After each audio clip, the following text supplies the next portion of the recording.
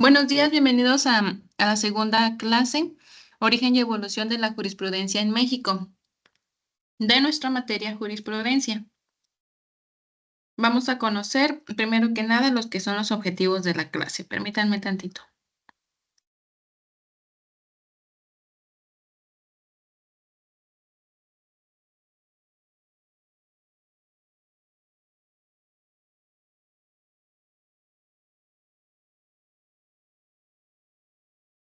Bueno, como objetivo tenemos el analizar el desarrollo histórico de la jurisprudencia en México, desde sus primeros antecedentes hasta su consolidación en el sistema jurídico actual, para comprender cómo es que ha influido la interpretación y aplicación del derecho en el país.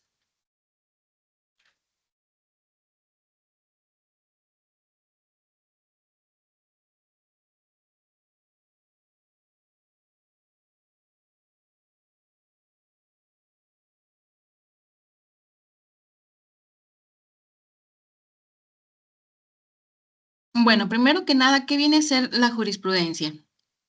La jurisprudencia es un conjunto de principios y doctrinas emanados de la interpretación de la ley por parte de los tribunales. ¿Qué importancia hay en esto? Bueno, que es una fuente formal del derecho que guía la aplicación de la ley en casos futuros. ¿Cuál vendría a ser la diferencia? Pues que no es la ley en sí, pero tiene un carácter vinculante bajo ciertas condiciones. Ahora sí, ¿qué nos dice la introducción? La jurisprudencia es un concepto clave en el derecho, ya que va a representar la interpretación que los tribunales hacen de la ley. Aunque esta ley viene a ser la fuente principal del derecho, muchas veces su aplicación va a generar dudas o ambigüedades. Es en este punto entonces donde la jurisprudencia va a entrar en juego, va a ofrecer una interpretación oficial y autorizada. Su importancia entonces va a radicar en que se convierte en una guía para la resolución de futuros casos similares. No debemos confundirla con la ley misma. En cambio, la jurisprudencia va a complementar y aclarar el marco legal y va a actuar como una fuente formal del derecho, pero es diferente a la ley.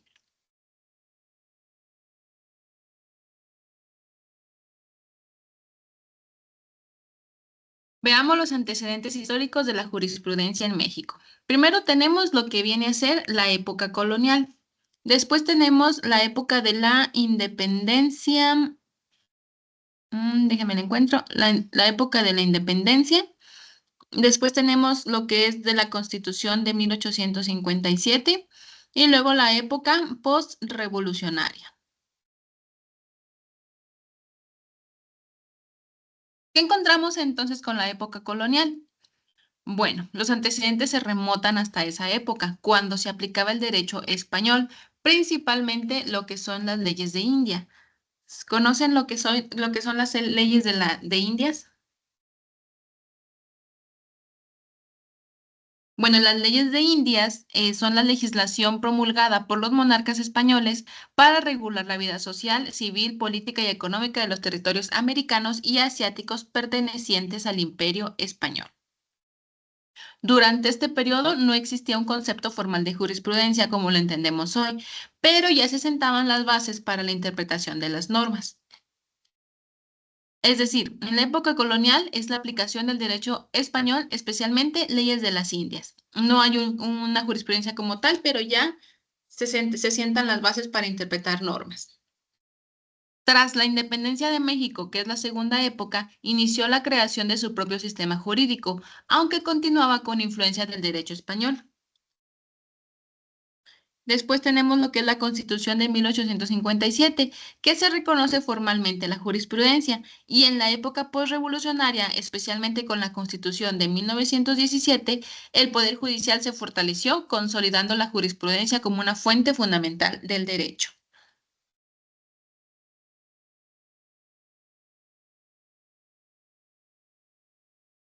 ¿Alguna duda? Entonces tenemos cinco épocas de la historia de la jurisprudencia en México. La época colonial, la independencia, la Constitución de 1857 y la época postrevolucionaria en 1917. La jurisprudencia de la Constitución de 1917. Bueno, ¿qué vamos a ver aquí? Vamos a ver la consolidación del Poder Judicial, los fundamentos de la jurisprudencia, los requisitos para crear una jurisprudencia y la Suprema Corte como máximo intérprete. La Constitución de 1917 va a marcar un hito importante en la historia de la jurisprudencia en México. ¿Por qué? Porque aquí ya viene tal cual, ya que fortalece significativamente al Poder Judicial. Vamos a recalcar en la separación de poderes. Aquí se establecen las bases para lo que conocemos hoy como jurisprudencia obligatoria. Jurisprudencia obligatoria porque hay varios tipos de jurisprudencias, que es aquella que se genera a partir de 5 sentencias consecutivas en el mismo sentido, dicta, dictadas por el Pleno de la Suprema Corte de Justicia de la Nación o por tribunales colegiados. Este procedimiento va a asegurar que la jurisprudencia no sea el resultado de decisiones aisladas, sino de un consenso repetido sobre la interpretación de la ley. A partir de este momento, la Suprema Corte se va a consolidar como el máximo órgano intérprete de la Constitución. ¿Qué está pasando ahorita con la reforma judicial? Pues todo esto se nos va a caer totalmente.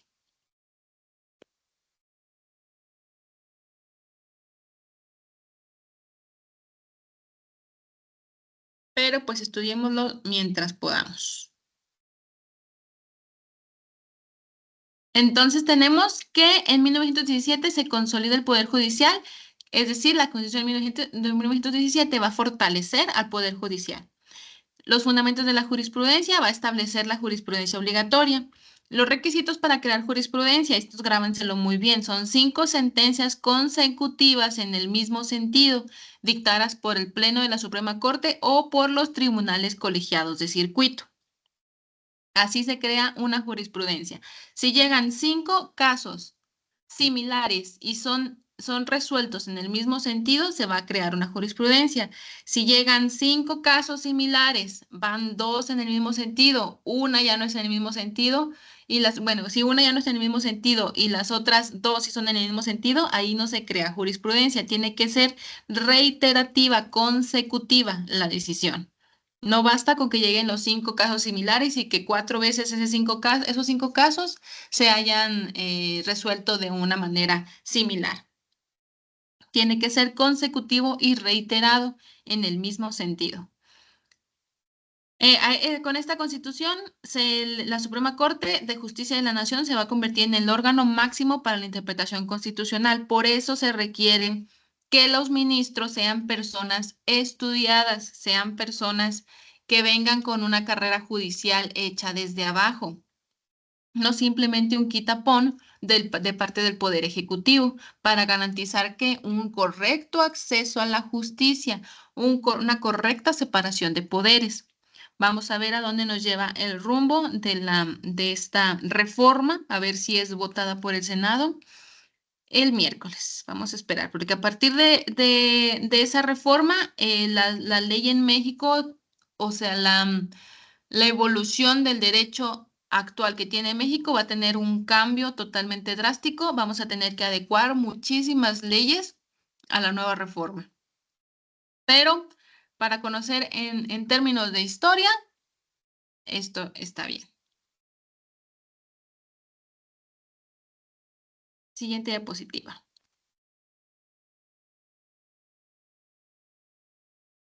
Veamos la evolución de la jurisprudencia en México.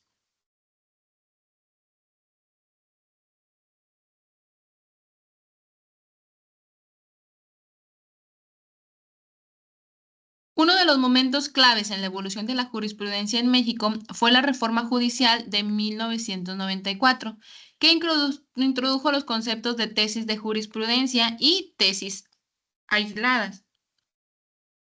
Las tesis de jurisprudencia son aquellas que tienen un carácter obligatorio, mientras que las tesis aisladas son decisiones de un solo caso que no tienen fuerza vinculante. Sin embargo, al momento de ustedes tener algún caso o tener la necesidad de sustentar con una jurisprudencia, pero no hay una jurisprudencia o con una tesis aislada, pues pueden utilizar la tesis aislada. ¿Para qué? Para que el juez, el juzgador, al momento de estar estudiando el caso, pues tome en cuenta esa manera en que se resolvió la tesis aislada. Sin embargo, que lo haga no es obligatorio. Así que lo podemos mostrar, le podemos dar un rumbo para que mire, señor juez, cómo resolvió otro juzgador en el país, pero no va a ser vinculante.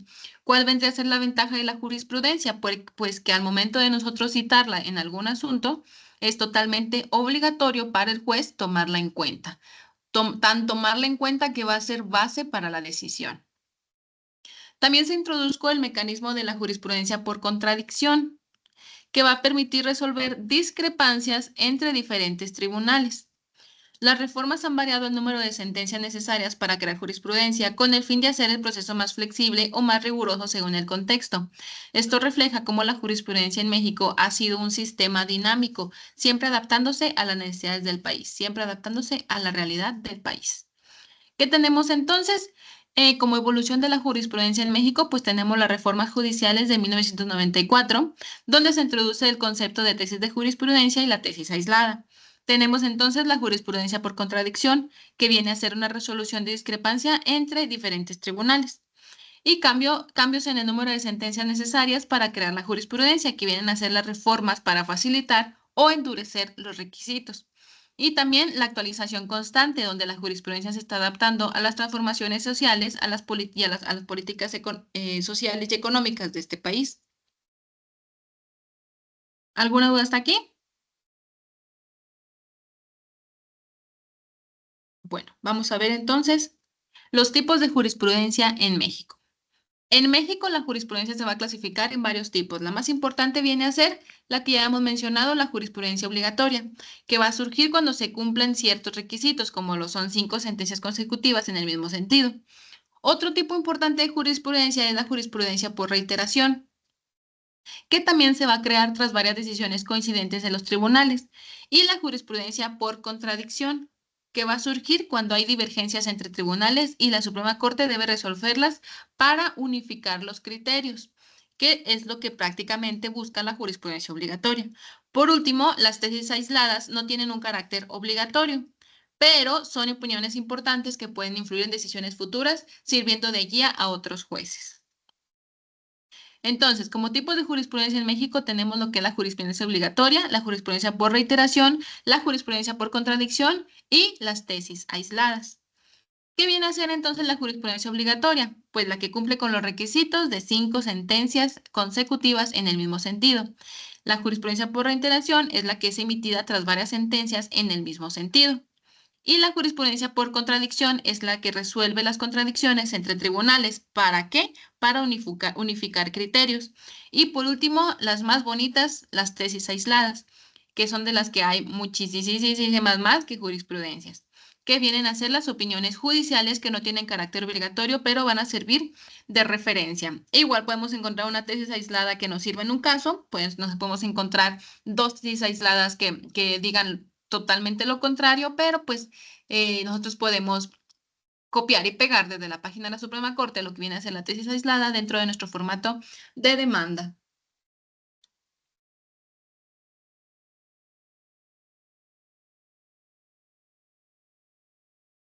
Pasemos a la siguiente diapositiva. Relevancia actual de la jurisprudencia en México. Hoy en día la jurisprudencia tiene una gran relevancia en México, ya que proporciona una guía clara para la interpretación judicial. ¿Por qué la interpretación judicial? Pues por todos esos huequitos y ambigüedades que crean que surgen al momento de la creación de la ley. Entonces la jurisprudencia viene a rellenarnos esos huequitos. Es fundamental para asegurar que la ley se aplique de manera coherente en todo el país. Coherente, hablamos de coherencia. De nada sirve una legislación donde la aplicación no sea de manera general y coherente en el país. Entonces viene la jurisprudencia a subsanar esa pequeña falla que surge de la ambigüedad de la ley. La jurisprudencia contribuye a la estabilidad y a la certeza jurídica, permitiendo a los ciudadanos y empresas predecir cómo se aplicará la ley en sus casos específicos. ¿Por qué? Porque si ya sé que existe una jurisprudencia sobre tal situación y mi situación es similar a esa situación que tiene una jurisprudencia, pues obviamente ya sé qué se va a resolver. Ya no es una moneda al aire al momento de iniciar un juicio y que no sé si va a quedar a favor o va a quedar en contra. Entonces, al momento de yo saber que mi situación es parecida a la situación que aparece en la jurisprudencia, pues sé perfectamente cómo se va a resolver. Tal es el caso de eh, la aportación de la, ¿cómo se llama? De la marihuana para consumo lúdico personal. Pues si yo estoy en ese supuesto, que ya sé cómo se resolvió, pues sé que me lo van a admitir. Además, ha sido un pilar en la protección de los derechos humanos, ya que muchas decisiones de la Suprema Corte han sido esenciales para garantizar y proteger los derechos fundamentales. ¿Qué hace la Suprema Corte? Es totalmente mentira que sigue intereses políticos. ¿Por qué? Porque todas las decisiones de la Suprema Corte tienen que estar fundadas y motivadas por ser un acto de autoridad. Esta fundamentación y esta motivación, ¿de dónde va a derivar? Va a derivar precisamente de nuestro librito más sagrado, que no viene a ser la Biblia ni ningún libro religioso, viene a ser la Constitución. Entonces, la Suprema Corte va a estar siempre de acuerdo a la Constitución. ¿Qué tenemos en la Constitución? Tenemos lo que son los derechos fundamentales, conocidas anteriormente como garantías individuales. Esos vienen a ser nuestros derechos humanos de todos los mexicanos, están protegidos en la Constitución. La Suprema Corte no puede fallar o resolver contrario a la Constitución. Es por eso que todas las leyes que se crean y que no van de acuerdo a la Constitución son tumbadas por la Suprema Corte con tal de que de protegernos a nosotros, proteger nuestros derechos. Es totalmente mentira que siguen otros intereses. ¿Por qué? Porque es imposible. Legalmente la Suprema Corte tiene amarradas las manos para resolver de una manera contraria a la Constitución. A fuercita tiene que resolver de acuerdo a la Constitución y la Constitución es prácticamente la que nos protege ante estos monstruos del poder. ¿Qué viene con la reforma judicial? Tirar todo eso. ¿Por qué? Porque queremos que la Suprema Corte o el Poder Judicial esté sometido al Poder Ejecutivo. ¿Qué crea eso? Pues crea que no haya una separación de poderes. ¿Y qué va a repercutir? En que el ciudadano común va a ser el que va a tener todas las consecuencias por no tener protegidos sus derechos. ¿Por qué? Porque tiraron a nuestro protector, que viene a ser la Suprema Corte. Así que si ustedes están creyéndose todas las cosas amarillistas que dicen varios partidos o que dicen varios medios de comunicación de que la Suprema Corte está vendida, simplemente métanse a estudiar las jurisprudencias, ni siquiera estudiar, a leer las jurisprudencias, a leer las tesis, a leer todos los asuntos que llegan a ella. Está en la página de la Suprema Corte. E igual van a poder, en toda la jurisprudencia viene fundamentado tal cual por qué se resolvió en ese sentido. No nada más es de que, yo estoy de acuerdo en que se resuelva así. Yo estoy de acuerdo en que se resuelva así. No, todo viene fundamentado y motivado, fundamentado en la Constitución y motivado por la experiencia de las personas y por la doctrina prácticamente. Entonces, es mentira que cualquier resolución de la Suprema Corte vaya contrario a los derechos de los ciudadanos. ¿Por qué no le gusta al Poder Ejecutivo? ¿Por qué no le gusta a los demás poderes? Pues porque les van a tirar sus leyes chuecas que están haciendo, como por ejemplo cuando quieren esconder la información por más años, cuando quieren darle un poder absoluto al poder ejecutivo, cuando quieren crear leyes contrarias a los derechos fundamentales, cuando quieren aumentar la prisión preventiva, cuando quieren aumentar el catálogo para que haya medidas cautelares. Todo eso viene contrario a la Constitución y por eso se enojan con la Suprema Corte, porque pues prácticamente la Suprema Corte es la que les pone el alto. Oye, no estás respetando la ley, te voy a tirar te la voy a tirar. ¿Por qué? Porque no estás de acuerdo a la Constitución. ¿Y qué dice el Poder Ejecutivo, el Poder Político?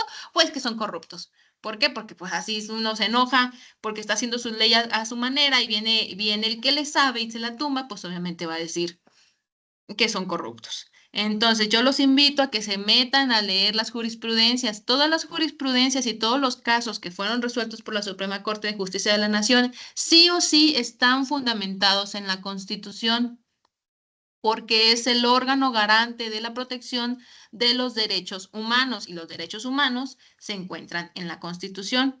Así que antes de andar creyendo las mentiras amarillistas que dicen los medios y los políticos, yo los invito a que lean cualquier resolución de la Suprema Corte y se van a dar cuenta de su fundamentación y motivación.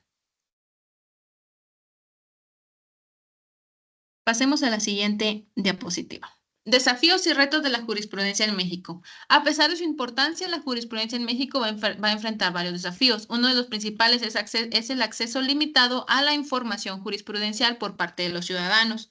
¿Cuántos ciudadanos creen ustedes que sepan que puede ingresar fácilmente en Internet a buscar una jurisprudencia? Me imagino que ustedes ni siquiera lo sabían, entonces ahí está, quienes muchas veces no comprenden o desconocen su aplicación. Sin embargo, la Suprema Corte en su página tiene una sentencias o jurisprudencias de fácil lectura, donde no viene tan rebuscado en el idioma del jurista para que cualquier ciudadano, incluso niños, puedan interpretarla. También existe el riesgo de variabilidad en la interpretación, ya que los tribunales inferiores pueden no seguir siempre las directrices establecidas por la Suprema Corte. Otro reto es la evolución lenta de la jurisprudencia en temas emergentes, como lo son la tecnología o el medio ambiente, donde los cambios en la sociedad son rápidos y las decisiones judiciales tardan en adaptarse. Finalmente, la formación continua de jueces es crucial para asegurar que las decisiones estén a la altura de los desafíos legales y sociales actuales. Formación continua de jueces. ¿Ustedes creen que un juez que vaya a llegar al poder federal con su promedio de 8 y con la carta del vecino, como lo plantea la reforma, vaya a tener interés en una formación continua? No tuvo interés en la carrera, no tuvo interés en su carrera profesional. ¿Ustedes creen que va a tener interés cuando ya esté ganando un chorro, cientos mil de dinero para seguirse actualizando? Pues claro que no. Por eso a esos puestos llega la gente que le gusta el derecho. No cualquiera puede estar ahí. Ya vemos allá a la ministra, a esta, ¿cómo se llama? La que plagió la tesis, que cuando habla no tiene ni idea de lo que está diciendo. Debe ser muy difícil, claro, llegar hasta esas alturas y no saber qué estás haciendo. Es como ir todos los días a un examen sin haber estudiado. Está feo, pero nosotros qué culpa tenemos.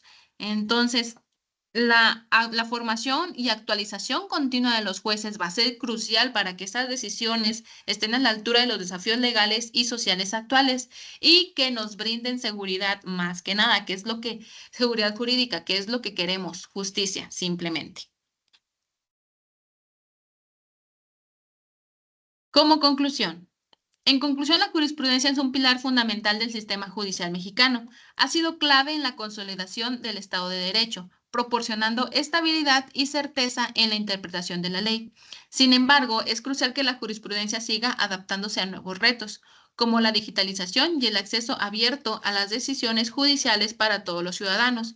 También podemos ver esta resoluciones de todos los casos que llegan a la Suprema Corte por medio del canal judicial. Ahí podemos ver, siempre se está transmitiendo el pleno de la Suprema Corte o por salas para ver cómo están resolviendo y el debate. Es aburridillo, pero es interesante. O sea, nos dan derecho a poder acceder para ver cómo funciona todo. En un futuro cercano, la jurisprudencia va a jugar un rol aún más importante en la protección de derechos emergentes. Esto sí lo dejamos como que en duda porque no sabemos qué nos depara la reforma judicial, como los relacionados con la privacidad digital y el medio ambiente. Por lo tanto, debemos esperar una evolución hacia un sistema jurisprudencial más accesible, inclusivo y dinámico. Esto también lo dejamos en duda porque no sabemos qué vaya a pasar. Si se aprueba esta reforma, pues va a estar de acuerdo a lo que pide el Ejecutivo, y si el Ejecutivo no le favorece alguna jurisprudencia o que se vaya a resolver en algún sentido para que se cree una jurisprudencia, pues obviamente con simple dedazo va a bloquear. Entonces, esto lo dejamos en duda. Vamos a ver qué pasa, esperando lo mejor. Con esto terminamos esta clase de jurisprudencia. Va a ser, como les mencioné, muy repetitiva, pero para que la entiendan perfectamente. A ver si les sirve y a ver si les sigue sirviendo después de terminar este tetramestre, porque la reforma judicial pinta cosas muy oscuras. Entonces, vamos a ver. Vamos a hablar entonces de la actividad de la semana. Va a ser,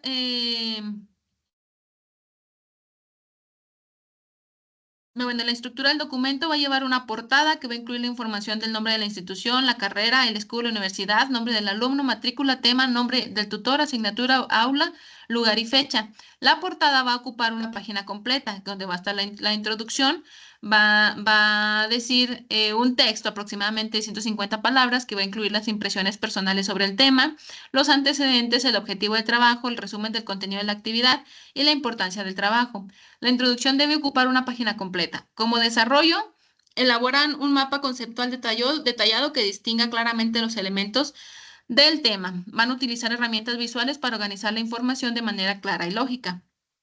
Y como conclusión, va a ser 350 palabras aproximadamente. Va a incluir impresión personales sobre la actividad, implicaciones futuras, análisis del impacto o de la actividad en su entorno de desarrollo, en tu entorno de desarrollo profesional y posibilidades de desarrollo futuro del tema. La conclusión debe ocupar una página completa. Como referencias, acuérdense de citar la obra principal y cualquier fuente adicional utilizada y asegúrense de seguir un formato de citas adecuados para todas las fuentes. La fecha límite de entrega debe ser entregado a más tardar el 15 de septiembre de 2024 a las 23:59 horas. No se van a aceptar trabajos después de esa fecha. Bueno, ese sería todo nuestro segundo tema de la materia de jurisprudencia. Cualquier cosa estoy a la orden en el correo institucional para cualquier duda. Que tengan un bonito martes.